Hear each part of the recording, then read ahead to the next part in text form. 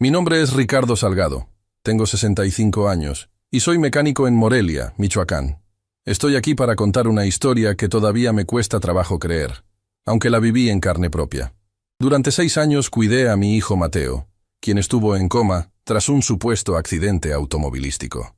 6 años de sacrificio, amor y esperanza, hasta que un médico del hospital, con la cara pálida y voz temblorosa, me susurró una frase que cambió todo. No vaya a casa esta noche. Llame a la policía. Lo que descubrimos después reveló una traición tan profunda que aún hoy me despierto a medianoche con el corazón acelerado. Pero antes de continuar, necesito pedirte un favor. Dale like a este video, suscríbete al canal y comenta desde dónde me estás viendo. Tu apoyo es muy importante y puede salvar vidas. Antes del accidente, mi vida era simple pero satisfactoria. Me levantaba temprano, abría mi taller mecánico a las 7 de la mañana y trabajaba hasta entrada la tarde. Mateo, mi único hijo, tenía 28 años cuando todo ocurrió. Era un muchacho brillante, licenciado en contabilidad con un futuro prometedor. Había heredado un fideicomiso considerable de mi padre, su abuelo, quien falleció dejándole ese respaldo económico para su futuro. Recuerdo perfectamente aquel martes. Estaba ajustando el carburador de un Volkswagen cuando mi celular sonó. Era Lorena, mi esposa. Ricardo, ven al hospital inmediatamente. Mateo tuvo un accidente. Su voz sonaba extraña, controlada. En ese momento no le di importancia, lo atribuí al shock. ¿Qué pasó? ¿Está bien? Pregunté mientras limpiaba mis manos con un trapo. Está vivo, pero inconsciente. Chocó en la carretera a Pátzcuaro. Date prisa. Dejé todo tirado. Le pedí a mi ayudante que cerrara el taller y conduje como loco hasta el hospital regional. Cuando llegué, Lorena estaba hablando en voz baja con un médico alto y de porte distinguido en el pasillo. Al verme, ambos guardaron silencio abruptamente.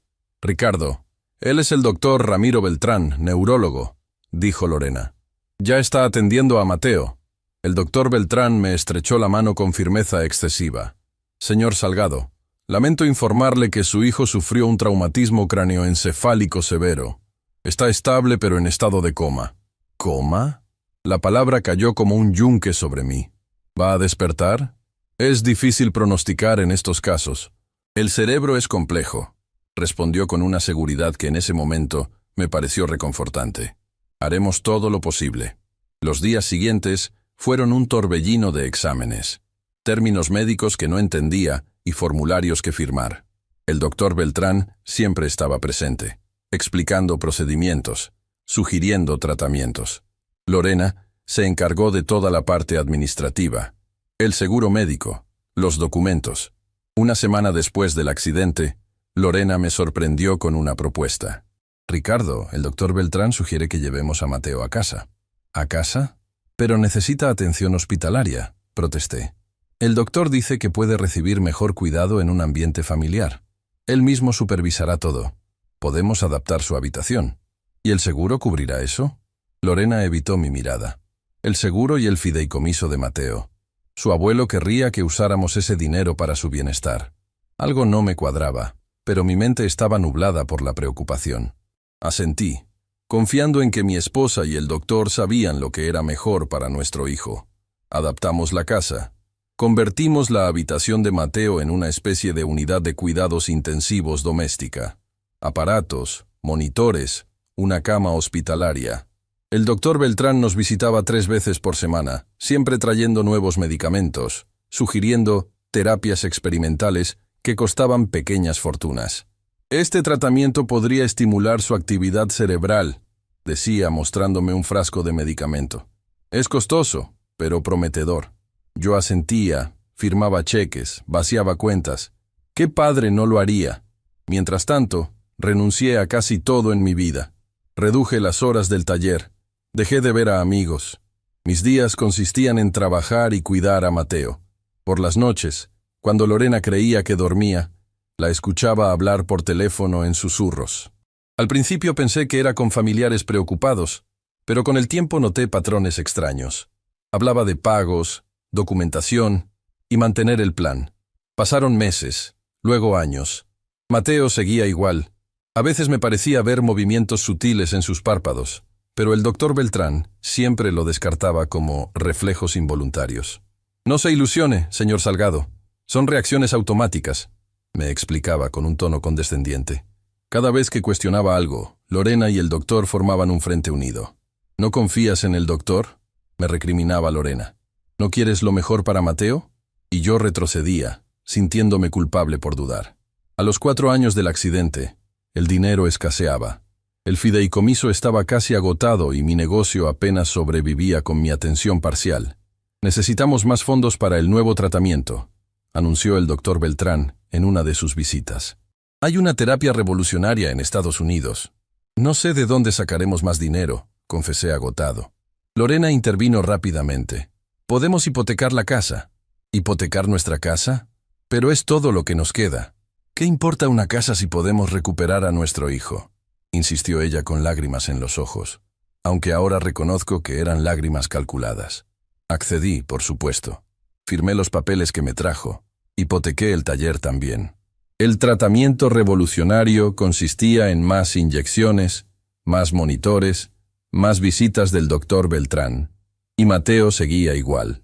5 años después del accidente, comencé a notar algo perturbador. Cada vez que me quedaba solo con Mateo, me parecía que intentaba comunicarse. Pequeños movimientos de dedos, tensión en su rostro cuando le hablaba. Pero cada vez que lo mencionaba, Lorena llamaba inmediatamente al doctor Beltrán, quien aparecía en cuestión de minutos para administrar medicamento estabilizador. Son espasmos, señor Salgado. Si se agita demasiado podría ser perjudicial, explicaba mientras inyectaba algo en el suero de Mateo, quien volvía a quedar completamente inmóvil.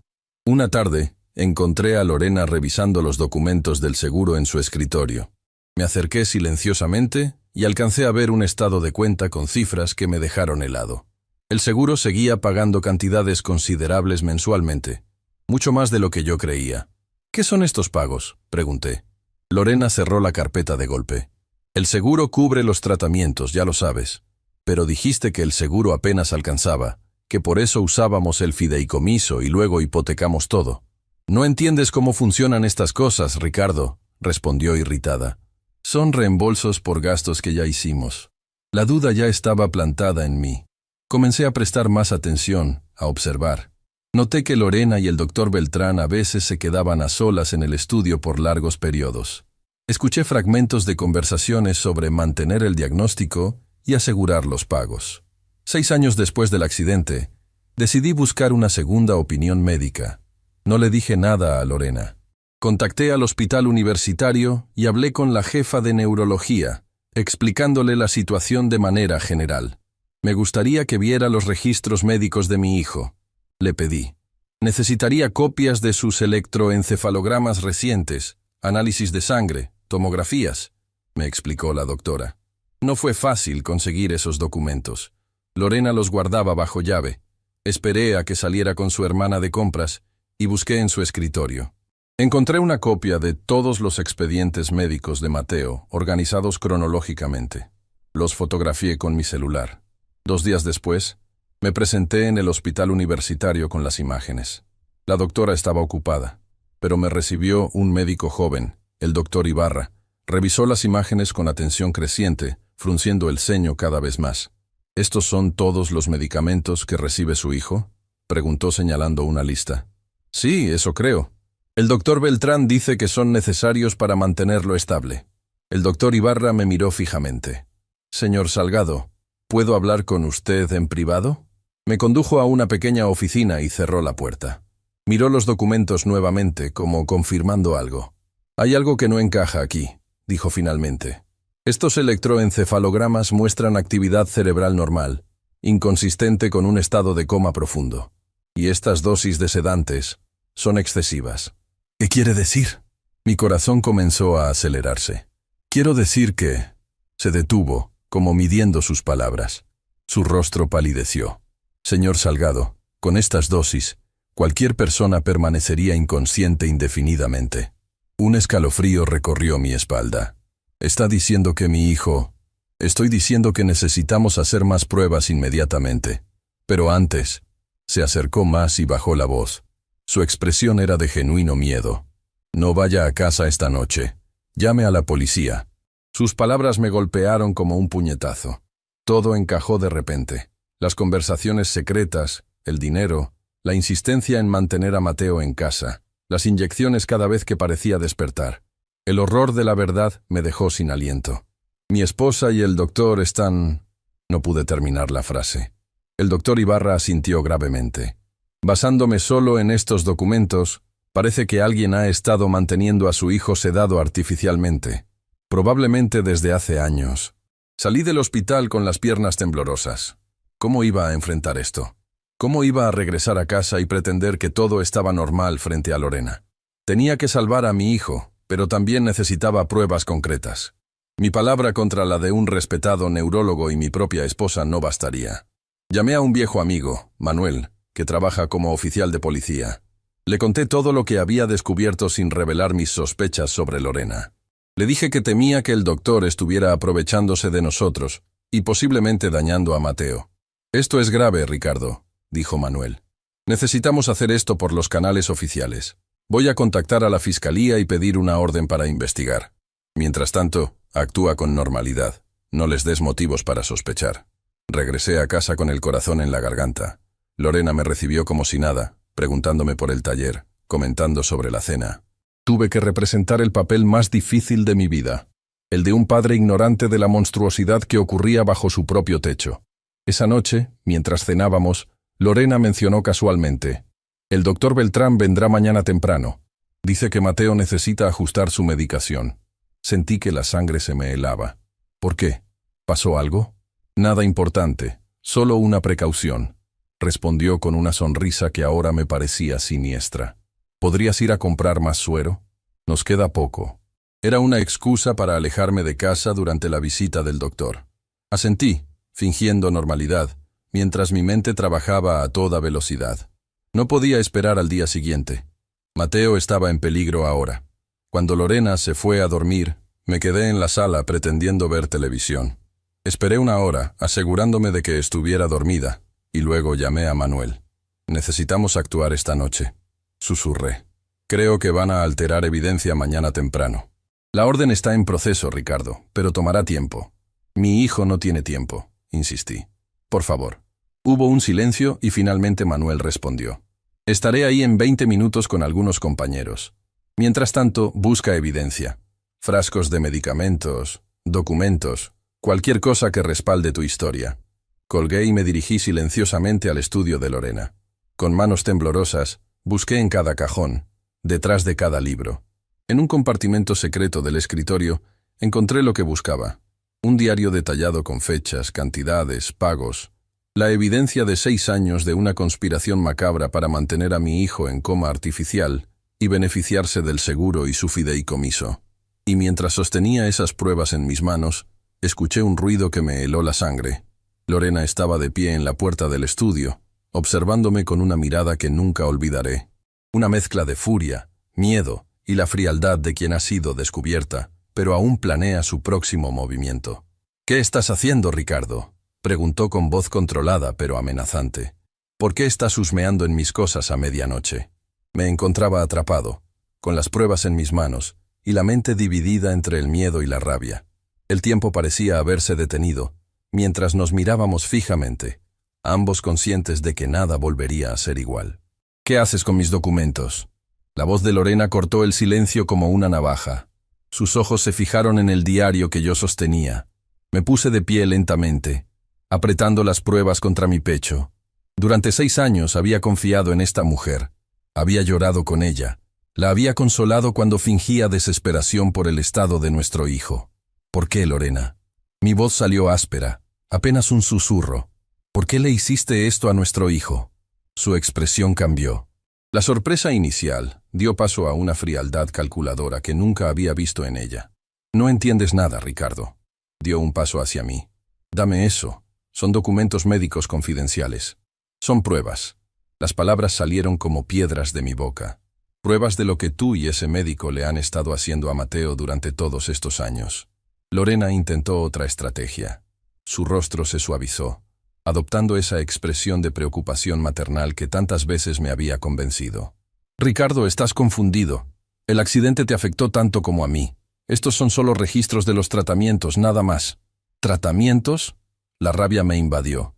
¿Llamas tratamiento a mantener a nuestro hijo sedado artificialmente para cobrar su seguro y vaciar su fideicomiso? La máscara de Lorena se derrumbó por completo. Su mirada se endureció y dio otro paso hacia mí, extendiendo la mano. «Dame esos documentos ahora mismo». «No». Me mantuve firme. «La policía viene en camino». El pánico cruzó su rostro por un instante. Luego se lanzó hacia mí, intentando arrebatarme el diario. Forcejeamos brevemente, pero la determinación me dio fuerzas. La aparté con firmeza, cuidando de no lastimarla a pesar de todo. «¡Estás loco!», gritó. «Llamaste a la policía por unas sospechas ridículas. ¿Sabes lo que pasará si interrumpimos el tratamiento de Mateo? El doctor Beltrán dijo que cualquier cambio brusco podría matarlo». «Más mentiras», respondí manteniendo la distancia. El doctor Ibarra revisó los expedientes. Los electroencefalogramas muestran actividad cerebral normal. Lo están manteniendo sedado a propósito. Lorena cambió de táctica nuevamente. Sus ojos se llenaron de lágrimas. «Ricardo, piénsalo. ¿De verdad crees que yo, su madre, le haría daño a nuestro hijo? Todo ha sido por su bien, para darle los mejores tratamientos. No sigas mintiendo.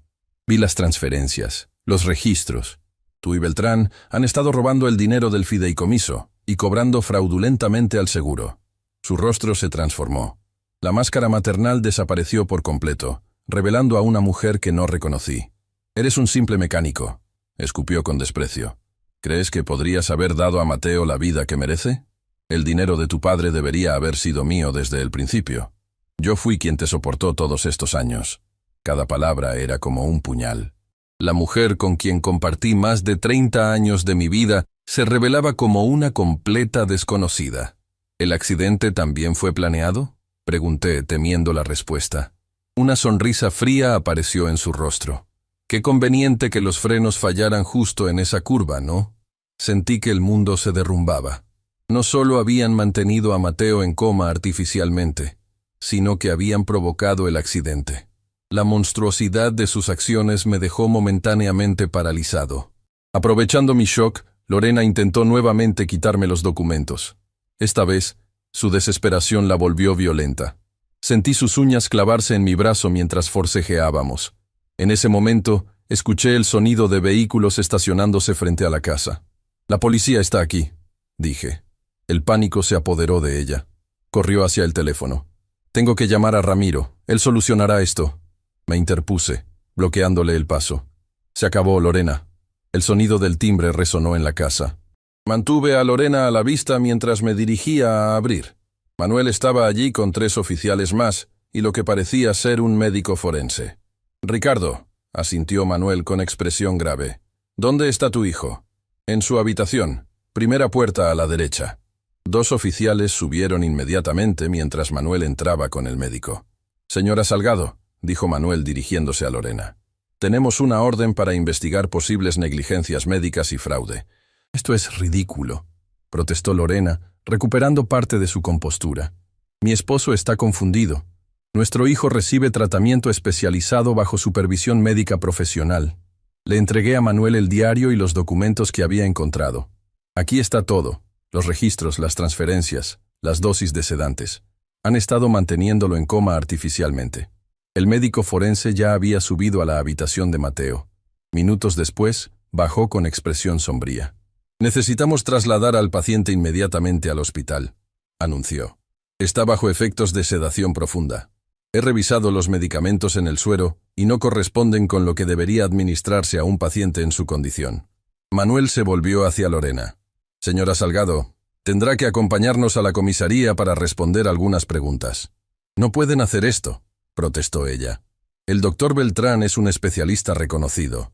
Él explicará todo». «También nos encargaremos del doctor Beltrán», respondió Manuel secamente. «Ya hay oficiales dirigiéndose a su domicilio». Todo ocurrió con una rapidez que apenas pude procesar. Paramédicos entraron a la casa y prepararon a Mateo para el traslado. Observé impotente cómo colocaban a mi hijo en una camilla, conectado a monitores portátiles.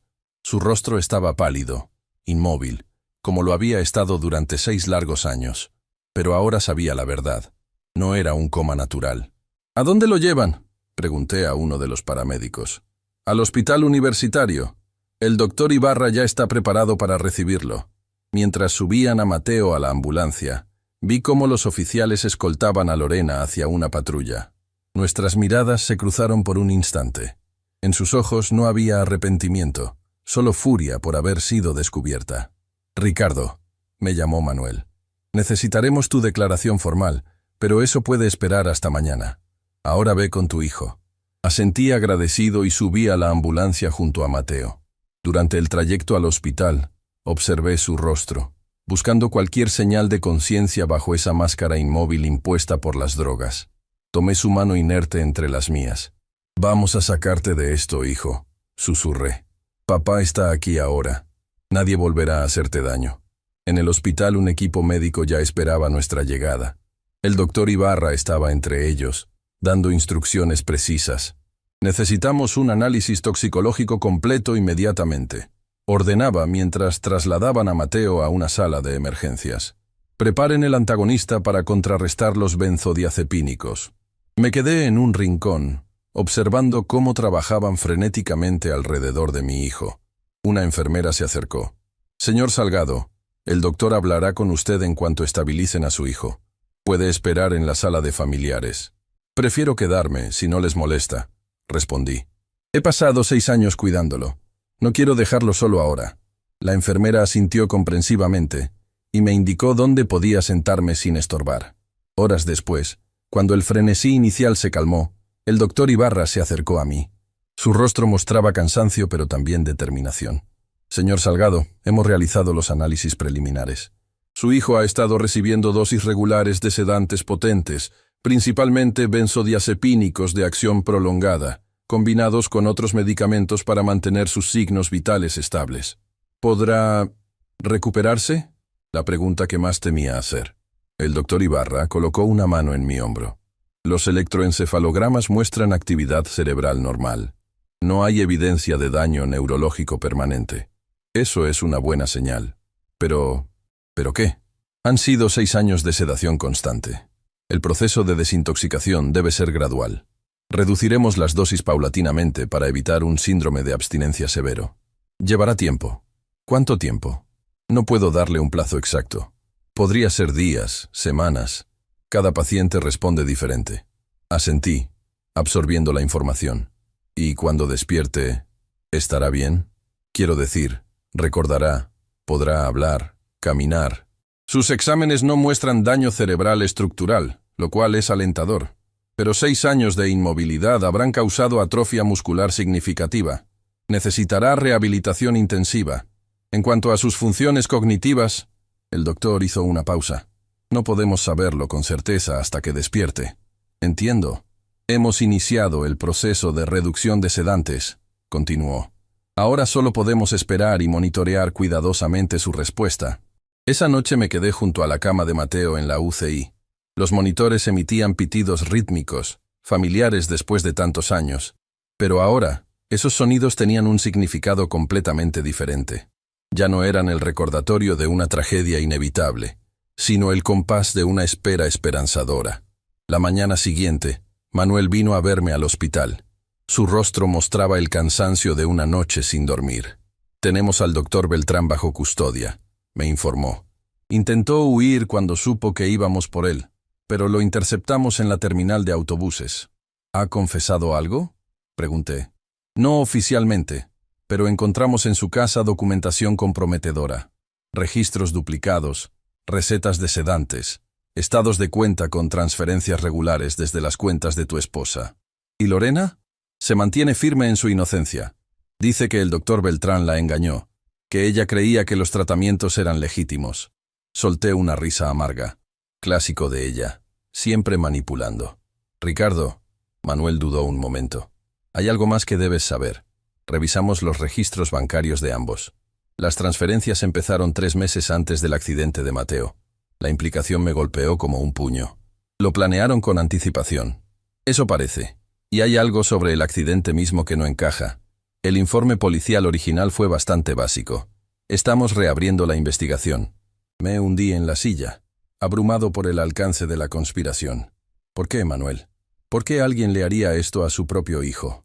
El dinero, respondió simplemente. El fideicomiso de tu padre era considerable, y el seguro médico ha estado pagando tratamientos fantasma durante años. Hablamos de millones de pesos. Millones de pesos, a cambio de robarle 6 años de vida a Mateo. La crueldad del cálculo me dejó sin palabras. Necesitaremos tu declaración formal cuando estés listo, continuó Manuel. Pero tómate tu tiempo. Tu hijo te necesita ahora. Después de que Manuel se marchó, volví junto a Mateo. Los médicos habían comenzado a reducir gradualmente la dosis de sedantes. El doctor Ibarra me explicó que lo hacían con extremo cuidado para evitar complicaciones. El síndrome de abstinencia puede ser peligroso, me advirtió. Estaremos monitoreando constantemente sus signos vitales. Los días siguientes se fundieron en una rutina de espera vigilante. Me movía entre la habitación de Mateo y la cafetería del hospital, apenas durmiendo, atento a cualquier cambio. El personal médico entraba y salía constantemente, ajustando medicamentos, realizando pruebas. Al tercer día, una neuróloga se unió al equipo del doctor Ibarra. La doctora Fuentes, especialista en casos de coma y estados alterados de conciencia. Hemos notado un incremento en la actividad cerebral, me explicó después de revisar a Mateo. Es una buena señal. ¿Significa que está despertando? Significa que su cerebro está respondiendo a la reducción de sedantes. El despertar es un proceso, señor Salgado, no un evento único. Esa noche, mientras sostenía la mano de Mateo y le hablaba suavemente como lo había hecho durante 6 años, sentí un débil apretón en mis dedos, tan leve que pensé haberlo imaginado. «Mateo». Mi voz tembló de emoción. No hubo respuesta, pero sus párpados temblaron ligeramente. Llamé inmediatamente a la enfermera, quien a su vez alertó al médico de guardia. «Ha habido un cambio en su actividad cerebral», confirmó el médico después de revisar los monitores. «Está progresando más rápido de lo esperado». Durante las siguientes 12 horas, Mateo mostró signos crecientes de conciencia. Pequeños movimientos de dedos, párpados que se agitaban, cambios en su respiración cuando escuchaba voces. El doctor Ibarra y la doctora Fuentes realizaban evaluaciones constantes. «Su hijo está emergiendo del estado de sedación», me explicó la doctora Fuentes. «Pero debemos ser pacientes. Después de tanto tiempo, el proceso de reconexión con el mundo será gradual». En la mañana del 5.º día estaba sentado junto a la cama de Mateo, leyéndole en voz baja una de sus novelas favoritas, como lo había hecho tantas veces durante aquellos años interminables. De repente, sentí que su mano se movía con más fuerza que antes. Levanté la vista y me encontré con algo que había soñado cada noche durante 6 años. Los ojos de mi hijo, abiertos, enfocándose lentamente en mí. «Mateo», susurré, casi sin atreverme a creerlo. Sus labios se movieron, intentando formar palabras. No salió sonido alguno, pero vi claramente cómo articulaba. «Papá». Las lágrimas nublaron mi visión. Presioné el botón de llamada con desesperación. Segundos después, la habitación se llenó de personal médico. El doctor Ibarra llegó poco después, evaluando rápidamente a Mateo. «Está despertando», confirmó. «Señor Salgado, necesito que espere afuera mientras realizamos algunas pruebas». «No quiero dejarlo», protesté. «Entiendo, pero necesitamos espacio para trabajar. Le prometo que lo llamaremos inmediatamente después». A regañadientes salí al pasillo. Los minutos se convirtieron en la espera más angustiante de mi vida. Finalmente, el doctor Ibarra salió a buscarme. «Su hijo está consciente, señor Salgado. Aún está confundido, como era de esperar, pero reconoce su entorno y ha podido comunicarse mediante gestos. ¿Puedo verlo?» «Por supuesto. Solo recuerde que está débil y posiblemente desorientado. No lo abrume con demasiada información de una vez». Entré nuevamente en la habitación. Mateo estaba semirreclinado en la cama, con varios monitores aún conectados. Sus ojos, esos ojos que había añorado ver durante tanto tiempo, me siguieron mientras me acercaba. «Hola, hijo», dije suavemente, conteniendo las lágrimas. Sus labios se curvaron en una débil sonrisa. Levantó una mano temblorosa y yo la tomé entre las mías. «Papá», susurró con voz ronca, apenas audible después de años sin uso. «¿Qué pasó?» El doctor Ibarra, que se había quedado en la habitación, me hizo un gesto discreto. No era momento para revelar toda la verdad. Tuviste un accidente, respondí simplemente. Has estado dormido mucho tiempo, pero ahora estás despierto, y eso es lo único que importa. Sus ojos se cerraron brevemente, como procesando la información. Cuando los abrió de nuevo, había una pregunta en ellos. ¿Cuánto tiempo? Intercambié una mirada con el doctor, quien asintió levemente. 6 años, hijo. Mi voz se quebró. Has estado dormido 6 años. Sus ojos se abrieron más, llenos de confusión y miedo. Intentó incorporarse, pero su cuerpo debilitado apenas respondió. Tranquilo, intervino el doctor Ibarra, acercándose. Tu cuerpo necesita tiempo para recuperarse, todo a su ritmo. Mateo se calmó, pero sus ojos seguían fijos en mí, llenos de preguntas que aún no podía formular claramente. Mamá, murmuró finalmente. ¿Dónde está, mamá? La pregunta que había temido. ¿Cómo explicarle que su propia madre lo había mantenido en ese estado durante 6 años? Que había conspirado con un médico corrupto para robar su herencia, mientras él yacía inconsciente, drogado. Tu madre no está aquí ahora, respondí evasivamente. Lo importante es que te concentres en recuperarte. Pareció aceptar mi respuesta por el momento, demasiado débil para insistir. Sus ojos comenzaron a cerrarse. El esfuerzo de mantenerse consciente claramente lo agotaba. Descansa, le susurré. Estaré aquí cuando despiertes. No me iré a ninguna parte. Mientras Mateo volvía a dormirse, esta vez en un sueño natural y reparador, me quedé contemplando su rostro. La pesadilla de 6 años comenzaba a terminar, pero sabía que el camino hacia la verdadera recuperación apenas empezaba. Ver a mi hijo abrir los ojos después de 6 años fue como presenciar un milagro. Pero el despertar de Mateo era solo el primer paso de un largo camino hacia la recuperación. Su cuerpo, inmóvil durante tanto tiempo, estaba débil y atrofiado. Su mente, aunque intacta, luchaba por procesar el tiempo perdido. El doctor Ibarra y su equipo habían diseñado un programa intensivo de rehabilitación. Fisioterapia para recuperar movilidad muscular, terapia ocupacional para reaprender actividades cotidianas, atención psicológica para procesar el trauma. Todo un ejército de profesionales trabajaba para devolverle a Mateo los 6 años que le habían robado. Los primeros días fueron los más difíciles. Mateo dormía la mayor parte del tiempo, despertando solo por breves periodos. Cuando estaba consciente, su mirada reflejaba confusión y miedo. Las preguntas que aún no podía articular claramente pesaban en el aire entre nosotros. ¿Dónde está mamá?, seguía preguntando con voz débil. Está resolviendo algunos asuntos, respondía yo, posponiendo la dolorosa verdad. El doctor Ibarra me aconsejó esperar antes de revelarle toda la historia. Su mente está procesando un despertar traumático. Darle demasiada información ahora podría ser contraproducente. Asentí, aunque me carcomía la culpa. ¿No había ya demasiados secretos y mentiras en esta historia? Una tarde, mientras ayudaba a Mateo con su comida, una terapeuta ocupacional trabajando con él para recuperar el control de sus manos, la televisión del hospital transmitió un noticiero local.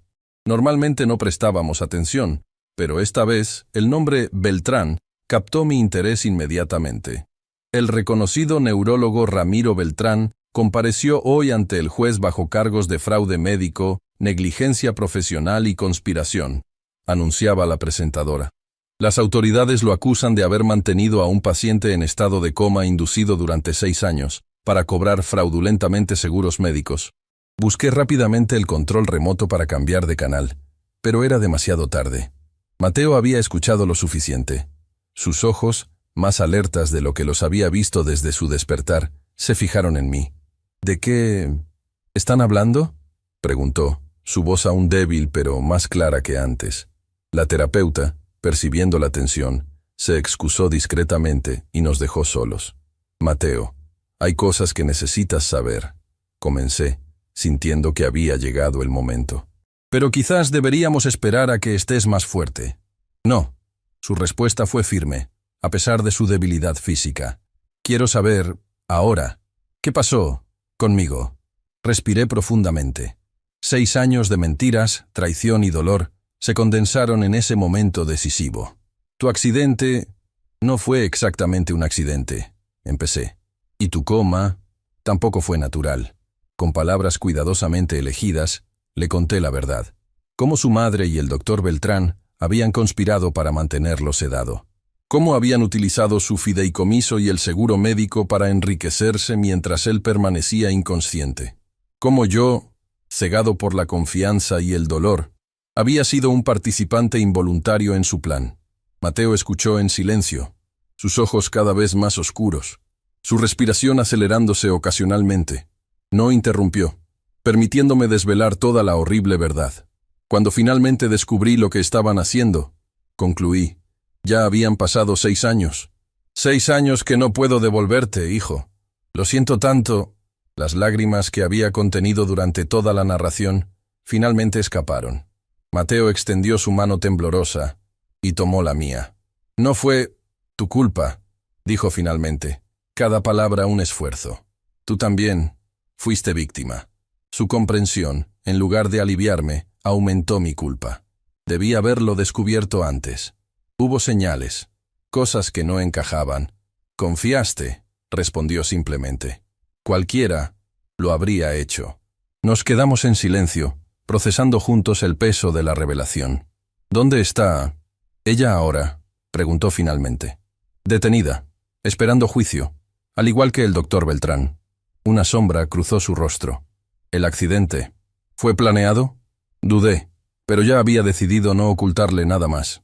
La policía está investigando. Encontraron evidencia de que los frenos de tu auto fueron manipulados. Y hay registros de transferencias bancarias que comenzaron meses antes del accidente. Mateo cerró los ojos, absorbiendo el impacto de saber que su propia madre había intentado matarlo, y al fallar, lo había mantenido en un limbo químico durante 6 años. Necesito verla, dijo de repente. ¿Qué? No creo que sea buena idea. Necesito verla, repitió con más firmeza. Necesito entender. Mateo, apenas estás recuperándote. No es momento de someterte a más estrés. Han robado 6 años de mi vida, insistió, con más fuerza en su voz de la que había mostrado hasta entonces. Tengo derecho a preguntar por qué. Reconocí en su mirada la determinación que siempre había admirado en él.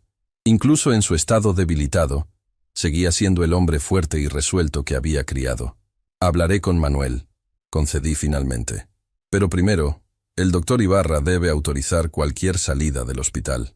Esa noche, mientras Mateo dormía, me reuní con Manuel en la cafetería del hospital. Le conté sobre el deseo de Mateo de confrontar a Lorena. Legalmente es complicado, respondió pensativo. Ella está bajo custodia preventiva, y él es una víctima y potencial testigo en el caso.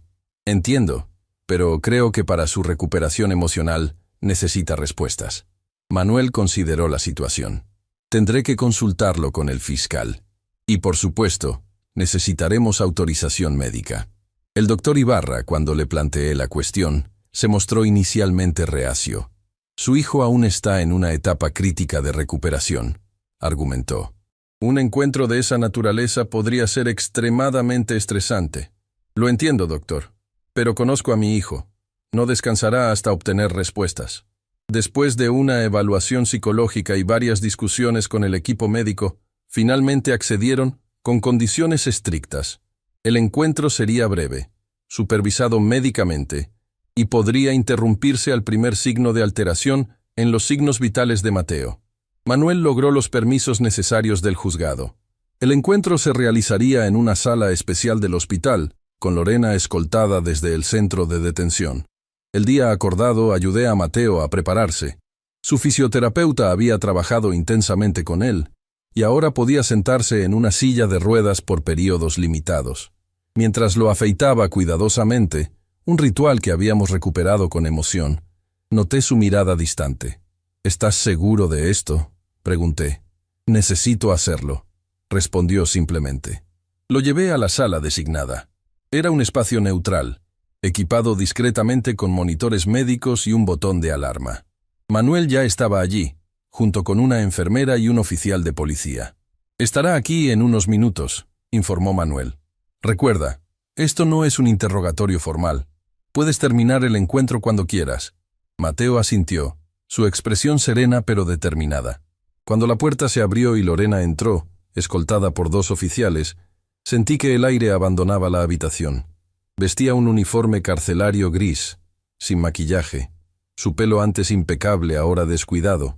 Pero lo que más me impactó fue su expresión al ver a Mateo consciente, sentado en la silla de ruedas, mirándola directamente.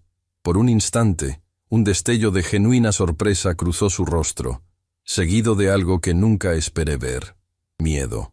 Miedo de enfrentar al hijo al que había intentado destruir. Mateo. Su voz era apenas un susurro. Mi hijo la observó en silencio, estudiando a la mujer que lo había traído al mundo, y luego intentado arrebatarle la vida. Cuando finalmente habló, su voz era calmada, controlada. ¿Por qué? Una simple pregunta que contenía 6 años de traición y dolor.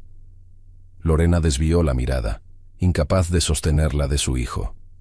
No lo entenderías. Inténtalo, respondió Mateo. Vi a Lorena sopesar sus opciones. Finalmente, quizás comprendiendo que ya no tenía nada que perder, decidió hablar. Nunca quise esta vida, comenzó, su voz monótona. Me casé joven, tuve un hijo joven. Cuando conocí a Ramiro, me mostró posibilidades que nunca había imaginado. El doctor Beltrán, aclaró Mateo. Lorena asintió. Nos enamoramos. Él tenía ambiciones, planes. Cuando supo del fideicomiso que te dejó tu abuelo, decidieron matarme, completó Mateo, su voz aún controlada pero con un filo cortante. No era personal, respondió ella, como si eso lo hiciera menos monstruoso. Eras el obstáculo entre nosotros y una vida mejor. ¿Y cuando el accidente no funcionó?, presionó Mateo. Fue idea de Ramiro. Dijo que podíamos mantenerte sedado, cobrar el seguro y acceder al fideicomiso como tus tutores legales. Nadie sospecharía. La frialdad con que describía el plan para destruir a su propio hijo me provocó náuseas. Mateo, sin embargo, mantuvo su compostura admirable. ¿Nunca sentiste remordimiento? ¿En 6 años? ¿Nunca dudaste? Lorena levantó la vista, y por primera vez vi algo parecido a la emoción genuina en sus ojos. Al principio sí, pero se volvió más fácil con el tiempo. Eras solo un cuerpo en una cama. A veces olvidaba que había sido una persona real. Esas palabras golpearon a Mateo visiblemente.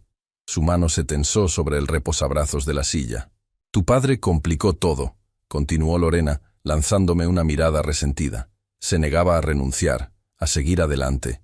Pasaba horas hablándote, leyéndote, como si pudieras escucharlo.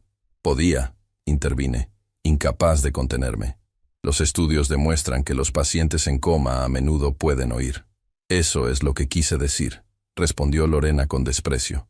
Tu devoción era un riesgo constante. Ramiro tuvo que aumentar las dosis cada vez que notabas alguna reacción. Mateo respiró profundamente antes de hacer su siguiente pregunta. ¿Cuándo planeaban terminar conmigo? La pregunta nos heló la sangre a todos en la sala. Lorena se tensó visiblemente. No sé a qué te refieres. No podían mantenerme así indefinidamente, razonó Mateo. El dinero eventualmente se acabaría. ¿Cuál era el plan final? El silencio de Lorena fue más revelador que cualquier confesión. Ya veo, dijo Mateo finalmente, su voz apenas un susurro. Gracias por tu honestidad, al menos en esto. Indicó a la enfermera que estaba listo para terminar el encuentro.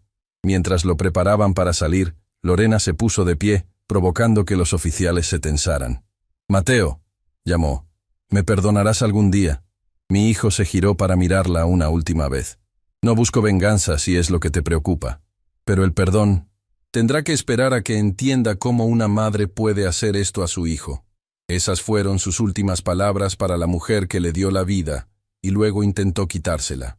Cuando salimos de la sala, sentí que Mateo había cerrado un capítulo, aunque la historia estaba lejos de terminar. De vuelta en su habitación, notamos que el esfuerzo emocional lo había agotado físicamente. Mientras lo ayudaba a regresar a la cama, me sorprendió ver una lágrima solitaria deslizarse por su mejilla. «Ella nunca me amó realmente, ¿verdad?», preguntó en voz baja. No tenía respuesta para eso. Solo pude sostener su mano mientras procesaba el dolor de esa traición fundamental. Los días siguientes trajeron un cambio en Mateo. Como si el encuentro con Lorena hubiera liberado algo en él, se entregó a su rehabilitación con renovada determinación. Su progreso asombró incluso al equipo médico más optimista. Nunca había visto a alguien recuperarse a este ritmo después de una inmovilidad tan prolongada, comentó su fisioterapeuta. El doctor Ibarra compartía ese optimismo cauteloso. Su hijo tiene una voluntad extraordinaria, me dijo durante una de nuestras reuniones habituales. Pero no debemos apresurarnos. La recuperación neurológica completa llevará tiempo. Manuel venía regularmente con actualizaciones sobre el caso. El doctor Beltrán había comenzado a cooperar con las autoridades, implicando a Lorena como la instigadora principal del plan. Está tratando de negociar una sentencia reducida, explicó Manuel. Ha proporcionado detalles sobre cómo manipularon los frenos del auto de Mateo. ¿Y Lorena?, preguntó Mateo, quien insistía en estar presente durante estas conversaciones. Se mantiene firme en su inocencia parcial. Admite la sedación prolongada pero niega haber participado en el sabotaje del auto. ¿Le creen? No, respondió Manuel honestamente. Las evidencias la contradicen. Encontramos pagos a un mecánico que trabajó brevemente en tu taller, Ricardo. Confesó haber sido contratado por ella para manipular los frenos. La confirmación de lo que ya sospechábamos fue otro golpe. Mateo procesó la información en silencio, mientras yo luchaba con la culpa renovada de no haber detectado lo que ocurría en mi propio taller. El fiscal había construido un caso sólido. Ambos, Lorena y el doctor Beltrán, enfrentaban múltiples cargos. Intento de homicidio, fraude médico, malversación de fondos, falsificación de documentos médicos. La lista era larga. El juicio comenzará pronto, informó Manuel. Mateo, necesitarán tu testimonio. Estaré listo, afirmó con determinación. Una tarde, mientras ayudaba a Mateo con sus ejercicios de rehabilitación, me sorprendió con una petición. Quiero ir al taller. ¿Al taller? Pero aún estás en recuperación. Necesito ver cómo está. Siempre fue parte de nuestras vidas. Consulté con el doctor Ibarra, quien después de cierta resistencia inicial, accedió a una visita breve, siempre que tomáramos precauciones médicas. El día de la visita, ayudé a Mateo a vestirse con ropa normal por primera vez desde su despertar. Aunque había ganado fuerza, aún necesitaba la silla de ruedas para distancias largas. Mientras lo afeitaba frente al espejo, nos miramos a los ojos. «Te pareces más a tu abuelo cada día», comenté. Una sonrisa genuina iluminó su rostro. «Él estaría orgulloso de ti, papá, de cómo nunca te rendiste». El trayecto al taller fue emotivo. Para mí, representaba el regreso a una normalidad que había abandonado gradualmente durante aquellos 6 años. Para Mateo, era un viaje a través del tiempo, viendo cómo la ciudad había cambiado durante su ausencia forzada. El taller estaba cerrado, por supuesto. Desde el descubrimiento de la verdad, apenas había tenido tiempo de ocuparme del negocio. Mi ayudante, Tomás, había mantenido las cosas funcionando mínimamente, atendiendo a los clientes más leales. Cuando abrí la puerta oxidada, el olor familiar a aceite y metal nos recibió. Empujé la silla de Mateo al interior, observando cómo sus ojos recorrían cada rincón, reabsorbiendo un espacio que había sido parte integral de su infancia. «Está casi igual», comentó, rozando con sus dedos una vieja caja de herramientas. «El tiempo pasó, pero este lugar resistió». «Como nosotros», respondí. Pasamos una hora allí, recordando anécdotas, reconectando con una parte de nuestra historia que permanecía intacta, a pesar de todo. Mateo insistió en revisar algunos de los vehículos a medio reparar, su mente analítica tan aguda como siempre. «Deberíamos reabrir», dijo de repente. «Cuando me recupere completamente, podríamos trabajar juntos». La propuesta me tomó por sorpresa. «¿Hablas en serio? Tú eres contador, tienes una carrera». «Tenía», corrigió. 6 años es mucho tiempo en mi profesión. Tendría que actualizarme, prácticamente empezar de nuevo. Podrías hacerlo. Eres brillante. Lo sé, sonrió. Pero quizás esto es lo que necesito ahora. Algo tangible, real. Arreglar cosas que están rotas. Entendí lo que no decía. Después de que su vida había sido destrozada, encontraba consuelo en la idea de reparar objetos físicos, de crear orden a partir del caos. «El taller siempre será tuyo cuando lo quieras», le aseguré. Esa pequeña excursión marcó un punto de inflexión en la recuperación de Mateo. De vuelta al hospital, habló con el doctor Ibarra sobre la posibilidad de continuar su rehabilitación como paciente ambulatorio. «Quiero volver a casa», declaró. «A la verdadera casa de mi padre, no a ese lugar donde estuve cautivo». El doctor Ibarra evaluó su progreso. Médicamente está avanzando excepcionalmente bien, pero necesitará atención constante, terapia diaria. Me encargaré de todo, prometí. Adaptaré mi casa, contrataré enfermeros si es necesario.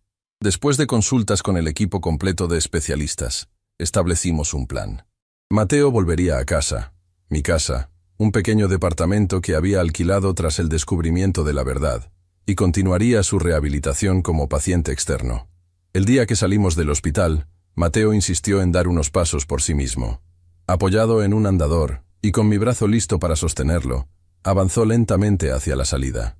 Cada paso era una victoria, una reclamación de la independencia que le habían robado. Afuera, el sol brillaba intensamente. Mateo se detuvo un momento, cerrando los ojos y levantando el rostro hacia el calor. 6 años sin sentir el sol directamente, murmuró. Nunca volveré a dar esto por sentado. Mientras lo ayudaba a subir al auto, sentí un nudo en la garganta. Mi hijo estaba vivo, despierto, luchando por recuperar su vida. Pero el camino que teníamos por delante aún era largo y complicado. El juicio se acercaba, con toda su carga emocional y mediática. Y después del juicio, quedaba la verdadera recuperación. No solo física, sino emocional. La reconstrucción de una vida interrumpida brutalmente a los 28 años. Mateo pareció leer mis pensamientos. Un día a la vez, papá, dijo suavemente. Un día a la vez, asentí, poniendo el auto en marcha. Hacia casa, hacia el futuro incierto, pero al menos nuestro para vivirlo. Los días previos al juicio transcurrieron en una extraña normalidad. Mi pequeño apartamento se transformó en un centro de rehabilitación improvisado. La sala quedó ocupada por equipos médicos, barras paralelas para los ejercicios de Mateo y una colección creciente de pesas terapéuticas. Los fisioterapeutas venían 3 veces por semana, y yo seguía sus instrucciones al pie de la letra durante los días restantes. Mateo avanzaba con determinación sobrehumana.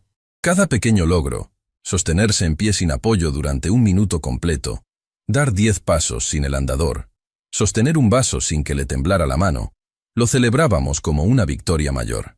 El cuerpo recuerda, me explicó su fisioterapeuta principal. No estamos enseñándole habilidades nuevas, solo despertando las que ya tenía. Las noches eran lo más difícil.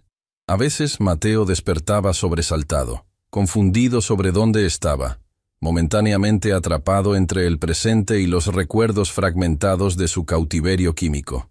«Papá», llamaba en la oscuridad, su voz teñida de pánico.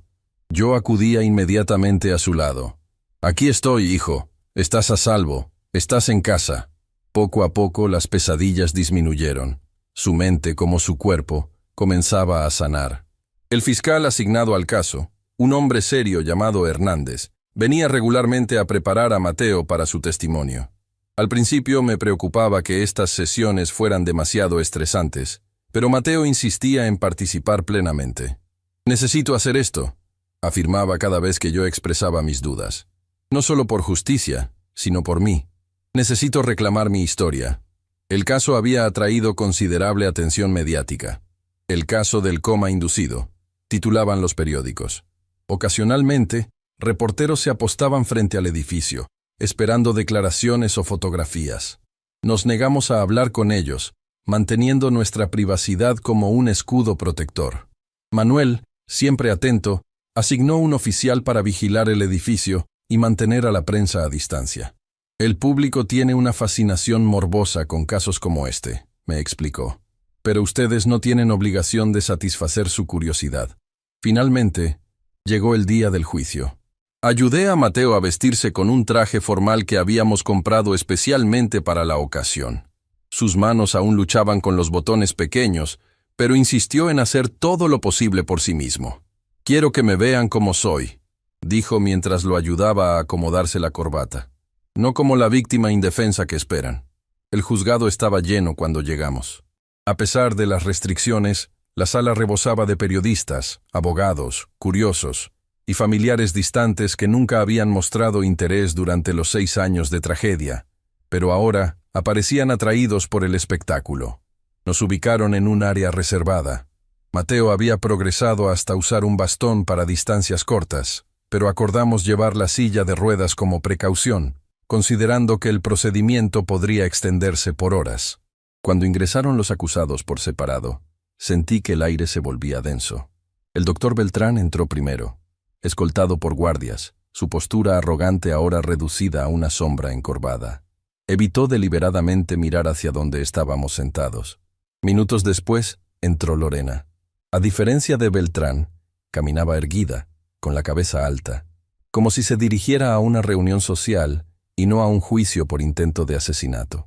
Sus ojos buscaron inmediatamente a Mateo, pero él mantuvo la mirada fija al frente, su expresión inescrutable. El procedimiento comenzó con las formalidades legales. Los cargos, presentados uno a uno, resonaban con terrible claridad en la sala silenciosa. Intento de homicidio, conspiración, fraude médico, falsificación de documentos, malversación de fondos del fideicomiso, crueldad y tortura. La lista continuaba, cada cargo como un clavo en el ataúd de la vida que habíamos conocido. El fiscal Hernández presentó el caso con meticulosa precisión. Las pruebas eran abrumadoras. El diario de Lorena detallando pagos y dosis, los testimonios de enfermeras que habían expresado preocupaciones ignoradas por Beltrán, las transferencias bancarias, los análisis toxicológicos de Mateo, el testimonio del mecánico que había saboteado los frenos. Los abogados defensores intentaron construir un caso sobre terreno inestable. El de Beltrán argumentó que sus acciones, aunque éticamente cuestionables, estaban motivadas por genuina preocupación médica. El de Lorena intentó presentarla como una víctima manipulada por Beltrán, una mujer vulnerable que confiaba ciegamente en la autoridad médica.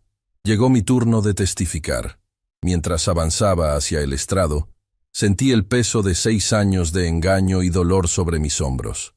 Juré decir la verdad, consciente de que ninguna verdad podría capturar completamente el horror de lo vivido. Respondí a las preguntas del fiscal con claridad, detallando cómo había descubierto gradualmente la conspiración, los momentos en que Mateo parecía reaccionar solo para ser inmediatamente sedado, las conversaciones secretas, el dinero desaparecido. Durante el contrainterrogatorio, el abogado de Lorena intentó cuestionar mi credibilidad. Señor Salgado, ¿no es cierto que usted mismo administró varios de estos medicamentos a su hijo bajo instrucciones del doctor Beltrán?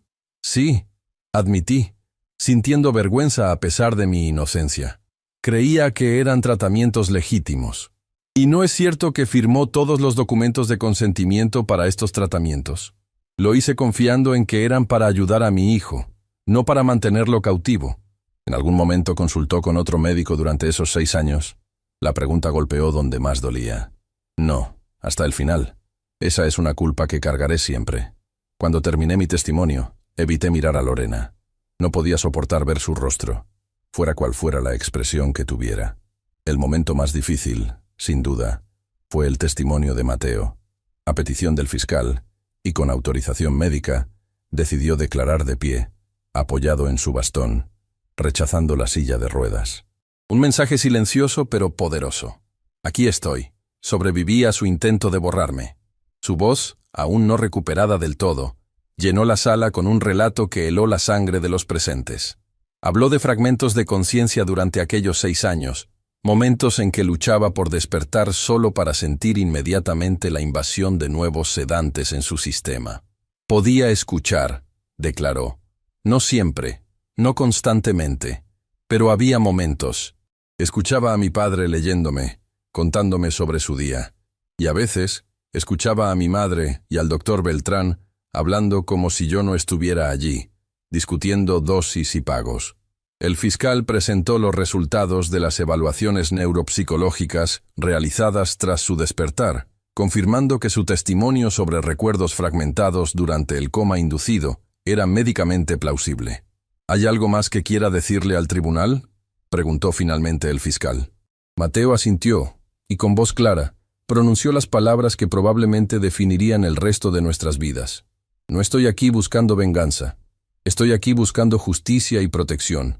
Justicia por los 6 años que me robaron, y protección para que nadie más pueda ser víctima de un abuso de confianza tan fundamental como este. Durante el receso, nos retiramos a una sala privada. Mateo estaba agotado, el esfuerzo físico y emocional de su testimonio evidente en cada línea de su rostro. «Lo hiciste muy bien», le dije pasándole un vaso de agua. «¿Crees que será suficiente?», preguntó. «Más que suficiente. Las pruebas son abrumadoras».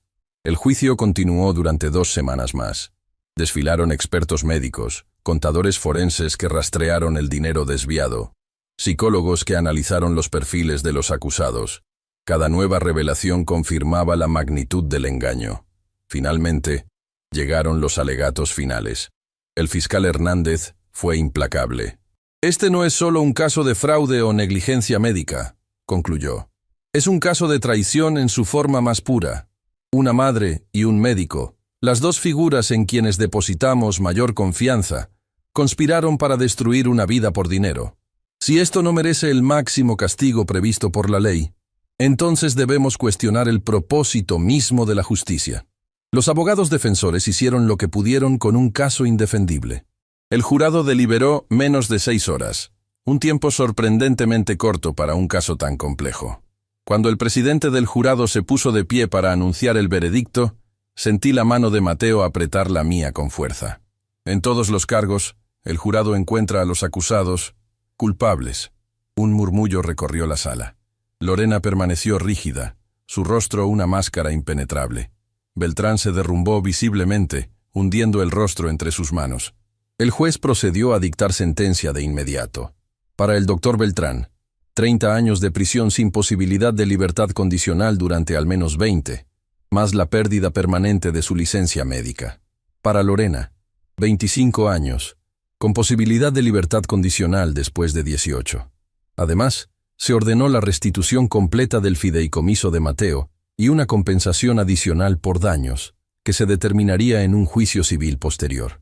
Cuando los guardias se llevaron a los condenados, Lorena giró brevemente hacia nosotros. Por un instante, nuestras miradas se cruzaron. No había arrepentimiento en sus ojos, solo una fría evaluación, como calculando si, a pesar de todo, el plan había valido la pena. Luego desapareció tras la puerta, saliendo de nuestras vidas tan abruptamente como había revelado su verdadera naturaleza. Afuera del juzgado, los reporteros se abalanzaron sobre nosotros, hambrientos de declaraciones. Manuel y sus oficiales nos ayudaron a abrirnos paso hacia el auto. «¿Cómo se sienten con el veredicto?», gritó alguien. Mateo se detuvo un momento. «La justicia se ha hecho», respondió simplemente. «Ahora queremos seguir adelante con nuestras vidas». Era más fácil decirlo que hacerlo. Las secuelas del juicio nos persiguieron durante meses. Reporteros que aparecían inesperadamente, productores de televisión ofreciendo sumas considerables por los derechos de nuestra historia, curiosos que nos señalaban en la calle. Pero gradualmente, como todas las tormentas mediáticas, esta también pasó. Otras tragedias, otros escándalos captaron la atención pública, y nosotros pudimos continuar con el verdadero trabajo de reconstruir nuestras vidas. Un año después del juicio, Mateo había progresado hasta el punto de necesitar el bastón solo ocasionalmente. Su terapeuta ocupacional lo declaró independiente para todas las actividades cotidianas. Seguía asistiendo a terapia física 2 veces por semana, más por mantenimiento que por necesidad urgente. Cumplimos el plan que habíamos discutido en el taller aquel día. Lo reabrimos juntos, como socios. Yo manejaba la parte mecánica mientras Mateo aplicaba sus conocimientos de contabilidad para ordenar las finanzas. Lentamente, los clientes regresaron, atraídos por nuestra historia de resiliencia y la garantía de trabajo honesto. Vendimos la casa donde había ocurrido el cautiverio de Mateo. Ninguno de los dos podía soportar la idea de regresar allí. Con el dinero de la venta y parte del fideicomiso restaurado, compramos una propiedad pequeña con un taller amplio en la planta baja y apartamentos separados arriba. Cercanía y privacidad, el equilibrio que ambos necesitábamos. La recuperación física de Mateo fue notablemente completa. La recuperación emocional, como siempre, resultó más compleja. Había días buenos, cuando su determinación brillaba con fuerza, cuando reía con genuino placer al completar una reparación difícil o resolver un problema técnico complicado. Y había días oscuros, cuando lo encontraba mirando al vacío, perdido en recuerdos que nunca compartía completamente. «¿Qué recuerdas exactamente de esos años?», me atreví a preguntar una noche, durante una cena tranquila en mi apartamento. Mateo consideró la pregunta seriamente. Es como recordar un sueño, explicó finalmente. Fragmentos inconexos, sensaciones más que recuerdos concretos, tu voz leyéndome, conversaciones distantes. A veces, la sensación de estar atrapado, de luchar contra algo invisible. Hizo una pausa, tomando un sorbo de su bebida. Lo más claro eran tus visitas. Cuando me hablabas, era como si una luz atravesara la niebla. No podía responder, pero te escuchaba, papá. Siempre te escuché. Esas palabras significaron más para mí que cualquier veredicto judicial. Mateo decidió no visitar a Lorena en prisión, a pesar de sus repetidas solicitudes. No hay nada más que decir, explicaba cada vez que llegaba una nueva carta. Las guardábamos todas, sin abrir, en una caja que él llamaba el pasado archivado. El doctor Beltrán murió en prisión 3 años después del juicio, de un ataque cardíaco según el informe oficial. Cuando recibimos la noticia, Mateo simplemente asintió. Espero que encontrara paz, fue su único comentario. Una generosidad que yo aún no podía compartir. La vida siguió su curso. El taller prosperó. Mateo, eventualmente, conoció a una mujer, una clienta que trajo su auto para una reparación de emergencia. Su relación avanzó lentamente, con la cautela de quien ha aprendido a no confiar fácilmente. Pero había genuino afecto allí, y posibilidades. 5 años después del juicio, recibimos una notificación del sistema penitenciario. Lorena había solicitado su primera audiencia de libertad condicional. Aunque era poco probable que se la concedieran tan pronto, la noticia removió emociones que creíamos haber procesado. ¿Irás a la audiencia?, pregunté a Mateo. No, respondió con tranquila certeza. Mi presencia no es necesaria. El sistema hará lo correcto. Su confianza en la justicia, después de todo lo ocurrido, me sorprendió. ¿Cómo puedes estar tan seguro? No estoy seguro de nada, sonrió ligeramente. Solo sé que ya no dejaré que ella determine mi camino. Ir a esa audiencia sería darle un poder que ya no tiene sobre mí. La audiencia se realizó sin nuestra presencia. Como Mateo había predicho, la solicitud fue denegada. El panel consideró que Lorena no había mostrado suficiente remordimiento ni comprensión de la gravedad de sus acciones. La vida continuó su curso. Nuestra rutina en el taller, las cenas familiares, las pequeñas celebraciones por cada logro. Un día, Mateo llegó con una noticia inesperada. Recibí una oferta para dar charlas en escuelas de medicina, anunció, sobre ética médica y la relación médico-paciente, desde la perspectiva de una víctima de mala praxis. ¿Vas a aceptarla? Estoy considerándolo. Podría ser una forma de convertir nuestra experiencia en algo útil para otros. Y así, nuestra historia, que comenzó como una tragedia personal, se transformó gradualmente en una herramienta para el cambio. Mateo encontró un propósito adicional compartiendo su experiencia, advirtiendo a futuros médicos sobre las consecuencias devastadoras cuando la confianza sagrada entre médico y paciente se rompe. 7 años después del día en que el doctor Ibarra me susurró aquellas palabras que cambiaron todo. No vaya a casa esta noche, llame a la policía. Mateo y yo estábamos en el taller, trabajando en un viejo Chevrolet. Era un día ordinario, lleno de tareas cotidianas, conversaciones triviales y el ocasional chiste compartido. En un momento de pausa, Mateo levantó la vista del motor que estábamos reparando. El sol entraba por las ventanas del taller, iluminando su rostro ya no demacrado sino fuerte, marcado por experiencias que nadie debería vivir, pero también por una determinación que pocos podrían igualar. ¿Sabes qué día es hoy?, preguntó. Me tomó un momento recordar. El aniversario, asintió. 7 años desde que desperté. A veces parece toda una vida, otras veces parece que fue ayer. Apoyé una mano en su hombro, sintiendo la solidez que tanto habíamos trabajado por recuperar. ¿Cómo estás, realmente? Consideró la pregunta con la profundidad que caracterizaba todo lo que hacía desde su despertar. Estoy bien, respondió finalmente. No perfecto. Nunca seré exactamente quien habría sido sin esos 6 años perdidos. Pero estoy bien con quien soy ahora. Continuamos trabajando en silencio por un momento. El ritmo familiar de herramientas contra metal como una meditación compartida. ¿Y tú, papá?, preguntó repentinamente. ¿Cómo estás tú? La pregunta me sorprendió. Durante tanto tiempo, toda mi energía había estado enfocada en su bienestar, en su recuperación, que apenas había considerado la mía propia. Estoy agradecido, respondí honestamente. Cada día contigo es un regalo que una vez creí perdido para siempre. Mateo sonrió, esa sonrisa que iluminaba todo su rostro y que durante 6 años temí no volver a ver. Entonces somos afortunados, concluyó simplemente. A pesar de todo, somos verdaderamente afortunados. Y en ese ordinario taller de mecánica, rodeados de herramientas y piezas de automóviles, encontramos la extraordinaria paz que viene después de sobrevivir a lo imposible. La vida nunca volvió a ser como antes del accidente, pero quizás no necesitaba serlo. Habíamos construido algo nuevo desde las ruinas, una relación más fuerte, una apreciación más profunda por cada momento compartido, y la certeza inquebrantable de que, mientras nos tuviéramos el uno al otro, podríamos enfrentar cualquier tormenta que el futuro pudiera traer. Esa noche, mientras veíamos un partido de fútbol en mi apartamento, compartiendo una cerveza y comentando jugadas como cualquier padre e hijo, sentí una profunda satisfacción. No por la justicia servida, ni por los obstáculos superados, sino por la simple realidad de estar juntos en el presente, libres al fin de las sombras del pasado. La verdad había salido a la luz aquel día, cuando un médico asustado me susurró que no volviera a casa y llamara a la policía.